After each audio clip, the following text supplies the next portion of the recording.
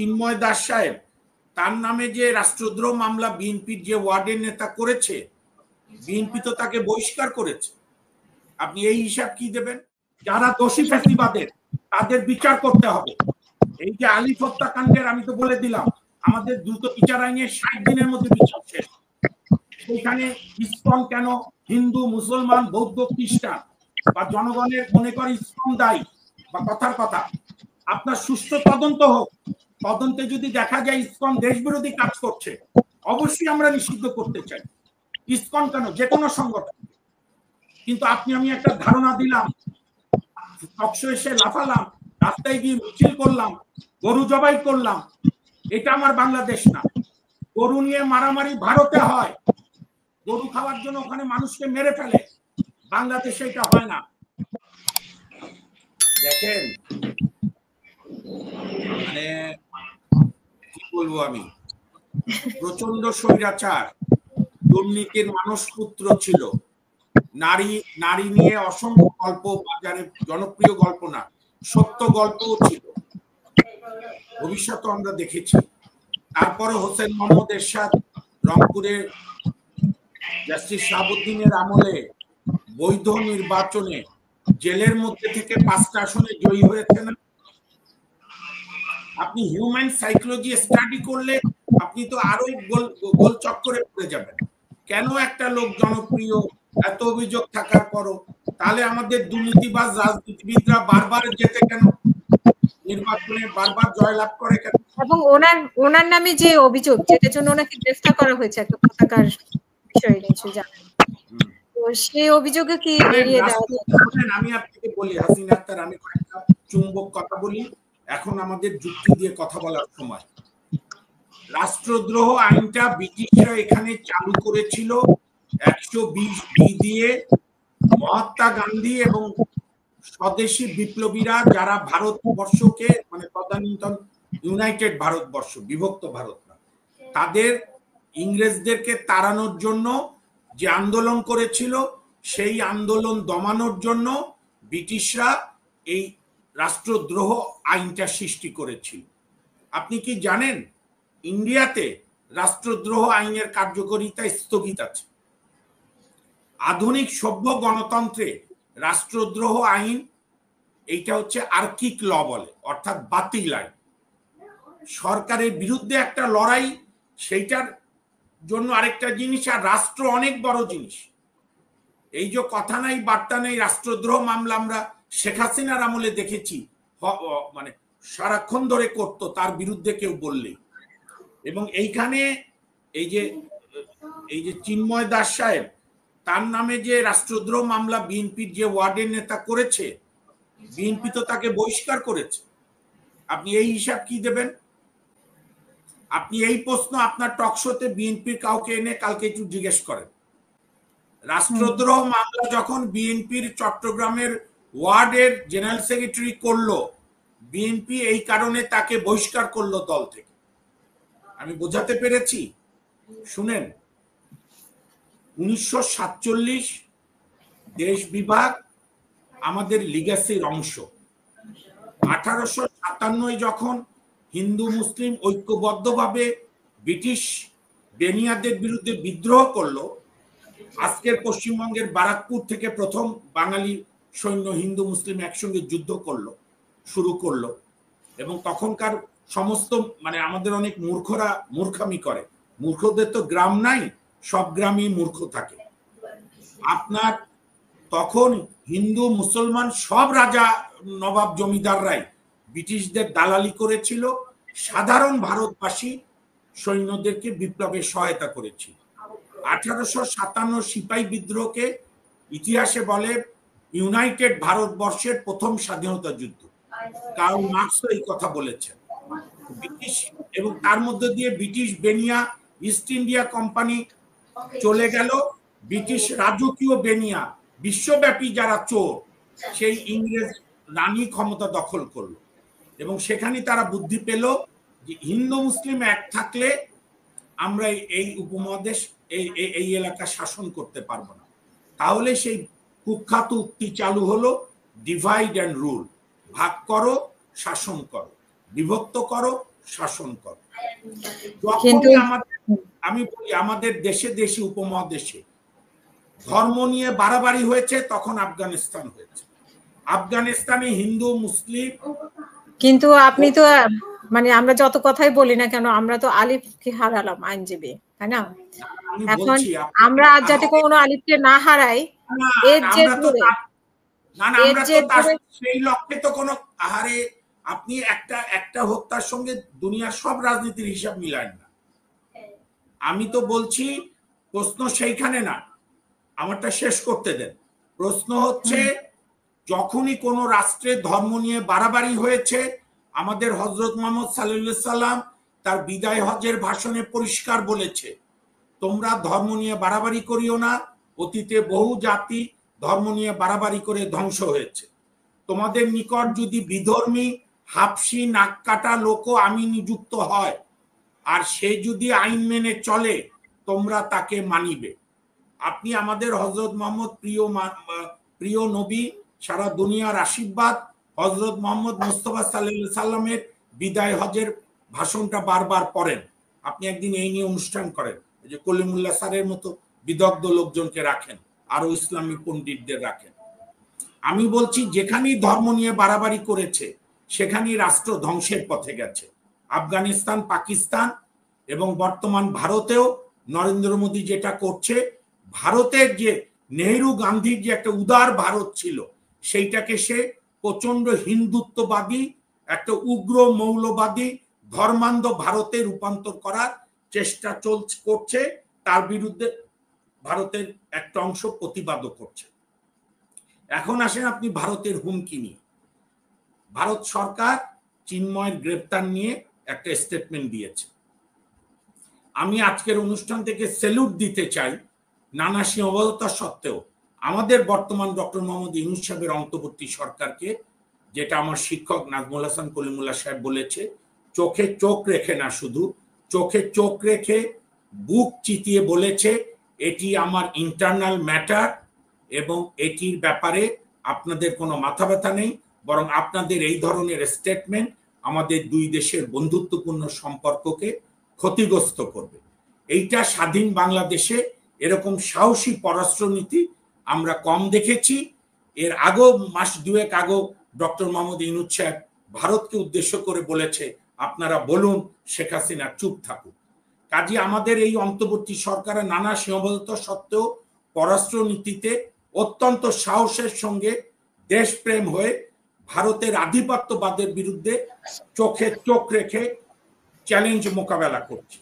আর আপনি যে হুমকি ধামকি বলছেন, আমার ধারণা আমরা তো নমনীয়তাও দেখেছি এই সরকারের, ভারতের প্রতি নমনীয়তাও দেখেছি। আর আমরা তো শুনেন, আমরা এই যে আলিফকে কিন্তু আমরা না এই সরকারের ইলিশের ব্যাপারে আপনি নমনীয়তা দেখেননি। তারপরে ভারত আমাদের বন্ধুর সাথে সুসম্পর্ক রাখতে হবে, এরকম উক্তি তো আমরা এই সরকার থেকেও শুনতে পাচ্ছি। আমরা আগে আমাদের আধুনিক হাসিনা আক্তার, আপনি রাজনৈতিক রেটরিক আর রাষ্ট্র আমরা আসলে না, যখন একটি কথা শুনি তখন পেছনের কথাগুলো আবার ভুলে যাই। না আমি বলি আহার একটু বলি, রাষ্ট্র পরিচালনা আর রাজনৈতিক রেটরিক আপনি একসঙ্গে হয় না। আপনি কি আমাদের পররাষ্ট্রনীতি চেঞ্জ হয়েছে যে সবার সঙ্গে শত্রুতা বন্ধুত্ব কারোর সঙ্গে না? শুনেন, সেটা অন্য বিষয়, সেটা অবশ্যই আমরা একদিন ডিটেইলস আলোচনা করব। এই আবেগ দিলে হবে না, আমি যে বিষয়টা আলোচনা করতে চাই যে সরকারের ঠিকমতো ব্যবস্থা নিয়েছে কিনা, বা কালকে এই যে চিন্ময়ের বিষয়টা তো হঠাৎ করে আসেনি। এই যে ইসকন ওনারা যদিও বলতে চান না ইসকন, কিন্তু ইসকনের যেই আন্দোলনগুলো, যে অভিযোগ ৮ দফা দাবি, সেটা তো আমরা হুট করে দেখি নাই, সেটা তো আরো আগে থেকে এসেছে। আর সেটা সূত্র ধরেই কিন্তু কালকে আলিফকে জীবন দিতে হয়েছে। তো এরকম আরো আলিফকে যাতে জীবন দিতে না হয়, এখনো কিন্তু পরিস্থিতি উত্তপ্ত, যে হিন্দুদের হাতে মারা গিয়েছে আলিফ, এখন আলিফের সেই প্রতিশোধ নেওয়ার জন্য আবার অনেকে মানে ক্ষিপ্ত হয়ে আছে। তো সেরকম পরিস্থিতিতে আপনি কি বলবেন? মানে ঠিক আছে ওনারা ভারতের ব্যাপারে বলেছেন, কিন্তু কতদিন বলে থাকতে পারেন সেটাই দেখেন। মানে আগামীকাল কোন নমনীয় কথা বলে আবার সেটাকে নমনীয় বিষয় না। শোনেন, আমি আপনাকে বলি নমনীয় বিষয় না। আমি তো বললাম এই সরকারের নানা সীমাবদ্ধতা সত্ত্বেও অনেক সাহসী ভূমিকা ভারতের বিরুদ্ধে নিয়েছে, ভারতকে তার সঠিক জায়গা দেখিয়ে দিয়েছে। তুমি কোনটায় হস্তক্ষেপ করবা না, তুমি তোমার বন্ধু, তোমার প্রতিবেশী রাষ্ট্র হিসেবে তোমার দায়িত্ব তুমি করো। এখন আপনি যেটা বলছেন, এই কালকের ঘটনা, আমার বন্ধু আমার ভাই আলিফের নির্মম হত্যাকাণ্ড, এই সরকারের উপদেষ্টারা এবং সরকারও বলেছে শুধু এই চিন্ময় বাবুর আন্দোলনের ঘটনা না, ব্যাটারি রিক্সাদের ব্যাপার, এর আগে বিভিন্ন লড়াই সংগ্রামে এই সরকারের ডক্টর মোহাম্মদ ইউনূসের প্রেস সচিব শফিউল করিম, বোধহয় ওনার নাম, শফিউল ইসলাম সাহেব, উনি পরিষ্কার বলেছে যে আমরা বিগত সরকারের মতো পুলিশকে হাই হ্যান্ডেডনেস নিয়ে সব সমস্যার সমাধান করতে চাই না। আমরা যতটা সম্ভব পুলিশকে কম ইউজ করে আমরা এটাকে কন্ট্রোল করতে চাই। এবং কালকের পর থেকে তো ইতিমধ্যে আজকে দুপুরের মধ্যেই তো 5 জন গ্রেপ্তার হয়েছে। এখন আপনি যদি মনে করেন যে বিচার একটাই, যে আপনি আমি যা মনে করছি সেটাই বিচার, তাহলে তার বিচার হবে না। আমাদের বাংলাদেশের ট্র্যাজেডি কি জানেন? তাও তো আমি থ্যাঙ্কস দেব, বিএনপি, জামাত, অন্যান্য দলরা অত্যন্ত সেন্সের পরিচয় দিচ্ছে। ইভেন আমাদের বৈষম্য বিরোধী ছাত্র আন্দোলন, জাতীয় নাগরিক কমিটি, তারা বলেছে যে এই ভারতের পাতা ফাঁদে আমরা পা দেব না, কোনো প্রকার কোনো ধর্মীয় উন্মাদনায় আমরা যুক্ত হব না।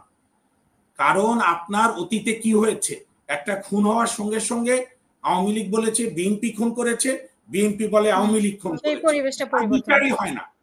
বরং এই সরকার যেটা সুন্দর বলেছে, আজকে আপনি শুনেছেন কিনা, হাসান আরিফ সাহেব, উনি নিজেও একজন সিনিয়র আইনজীবী, উনি চট্টগ্রাম বাড়ি গিয়ে বলেছেন যে দোষী কে হলো সেটা বিষয় না, সুষ্ঠু তদন্তের মাধ্যমে দ্রুত এটার বিচার হবে।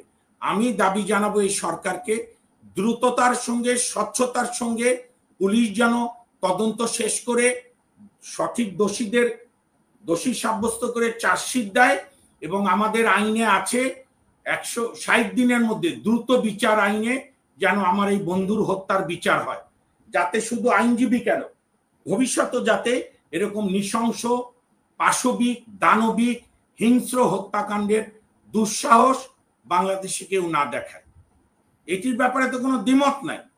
কিন্তু শুধু আমি বলি আপনাকে, শুধু আপনি উন্মাদনা করে একে ধরো, ওকে কাটো, ওকে জবাই করো, ওই পত্রিকা বন্ধ করো, এ ফ্যাসিবাদের দালাল, ও ফ্যাসিবাদের দালাল। আমার প্রশ্ন, প্রথম আলো, ডেইলি স্টার আপনি বন্ধ করতে চান, আইন দিয়ে বন্ধ করেন। বাংলাদেশের কোন টিভি, কোন পত্রিকা গত 15 বছর জনগণের পক্ষে ছিল?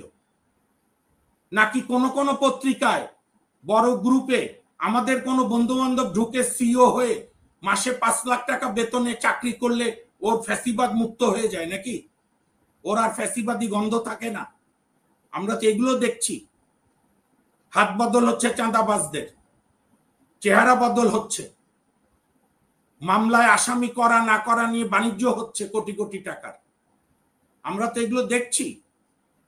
কাজেই যেটি আমাদের আজকে ন্যারেটিভটা কি দরকার, সেটি হচ্ছে বাংলাদেশে বছরের পর বছর ধরে এই, আমার দৃষ্টিতে, আমার গবেষণায়, বাংলাদেশ ভারত পাকিস্তানের মধ্যে সবচেয়ে সাম্প্রদায়িক সম্প্রীতির দেশ বাংলাদেশ, নানা সীমাবদ্ধতা সত্ত্বেও আমরা সেইটা বজায় রাখতে চাই। আমি শেষ করি আরেকটু। এখন আমাদের করণীয় হচ্ছে বর্বর ফ্যাসিস্ট দানব শেখ হাসিনা রাষ্ট্রের যে সমস্ত সাংবিধানিক প্রতিষ্ঠানগুলো ধ্বংস করে দিয়েছে, সেইটার ভিত্তিপ্রস্তর নোবেল লরিয়েট ডক্টর মোহাম্মদ ইউনূসের হাত ধরে আমরা এই ভিত্তিপ্রস্তরগুলো দেখতে চাই। দ্রুততার সঙ্গে আমরা বিশ্বাস করতে চাই সংস্কার কমিশনগুলো ডিসেম্বর 31 তারিখের মধ্যে রিপোর্টগুলো দেবে এবং রাজনৈতিক দলগুলোকে আস্থায় নিয়ে কন্টিনিউয়াস পরামর্শ করে দ্রুততার সঙ্গে সংস্কার, নির্বাচনের জন্য যেগুলো জরুরি বিচার বিভাগ সহ, সেগুলো করে নির্বাচনের মাধ্যমে জনপ্রতিনিধিরা রাষ্ট্র চালাবে। আমরা একটা, আমি পরিষ্কার বলে দেই, আপনার অনুষ্ঠানও আমি গত 2-1 দিনে দেখেছি, দ্বিমতকে আমরা সহ্য করতে শিখছি না। তাহলে আর হাসিনার সঙ্গে আপনার আমার পার্থক্য কি? হাসিনা মানে আপনি হাসিনা আক্তার না, শেখ হাসিনা। শেখ হাসিনা তো এটাই বলতো, আমার বাবা, আমি আর আমার ভাগনা, আর কেউ না। তা আমাদেরও ইদানিং কালে দেখছি অনেক গণতন্ত্রের পূজারীরা ভিন্ন মত হলেই আমি শুনবো না, আলোচনায় বসবো না, টক শোয়ে থাকবো না, এটা আর যাই হোক গণতান্ত্রিক না। ভলটেয়ার এসে বিখ্যাত উক্তি, আমি তোমার মতের সঙ্গে জীবনও একমত হব না, কিন্তু তুমি যাতে তোমার মত প্রকাশ করো সেটার জন্য আমি আমার জীবন দিতে রাজি। হাসিনা আক্তার এই দিকে আমাদের এগিয়ে হবে, না হলে গান্ধীজির বিখ্যাত উক্তি, চোখের বদলে চোখ, হাতের বদলে হাত, পায়ের বদলে পা, তাহলে তো আর মানুষ বাঁচবে না, তাহলে শুধু মানচিত্র থাকবে আর পশু পাখি থাকবে। যারা দোষী ফ্যাসিবাদের তাদের বিচার করতে হবে। এই যে আলিফ হত্যাকাণ্ডের আমি তো বলে দিলাম, আমাদের দ্রুত বিচার আইনে 60 দিনের মধ্যে বিচার শেষ। সেইখানে ইসকন কেন, হিন্দু, মুসলমান, বৌদ্ধ, খ্রিস্টান বা জনগণের মনে করে ইসকন দায়ী বা কথার কথা, আপনার সুষ্ঠু তদন্ত হোক। তদন্তে যদি দেখা যায় ইসকন দেশ বিরোধী কাজ করছে, অবশ্যই আমরা নিষিদ্ধ করতে চাই। ইসকন কেন, যে কোনো সংগঠন। কিন্তু আপনি আমি একটা ধারণা দিলাম, টকশো এসে লাফালাম, রাস্তায় গিয়ে মিছিল করলাম, গরু জবাই করলাম, এটা আমার বাংলাদেশ না। গরু নিয়ে মারামারি ভারতে হয়, গরু খাওয়ার জন্য ওখানে মানুষকে মেরে ফেলে, বাংলাদেশে এটা হয় না। আল্লাহ রাস্তায় বাংলাদেশের ভারতের মডেল চালু করেন না, জি, অনেক ধন্যবাদ। জনগণ এটা মেনে নেবে না।